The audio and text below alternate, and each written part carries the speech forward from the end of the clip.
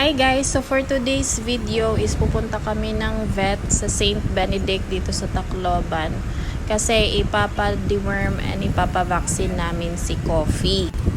Lately kasi marami kasi na siyang mga garapata and then kailangan na talaga siyang i-deworm. And ayun, nandito na kami sa vet, sa St. Benedict Vet, at may mga nakita din kaming new friends dito na mga fur mommies at fur daddies. So yun, parang dyan na yung time na linagyan siya ng deworming. So parang naano ako doon, parang chinok naman ni Doc Charet. Tapos andito naman yung mga new friends niya, and then nagpa-nail clip na din siya kasi ang haba na pala ng mga nails niya. Buti na lang libre.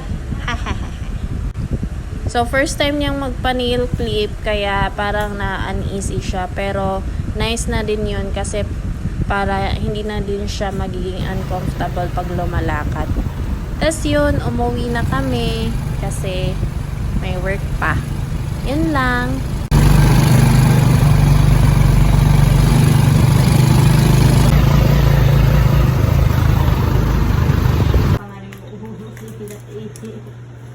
Ay, kayo mag-isip ka pa.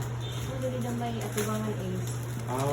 Pero, palitan niyo. Dati niya tag-iya is na anyat trabaho sa adiha ko ang Manol Sam. Oo. Hindi ni magdi.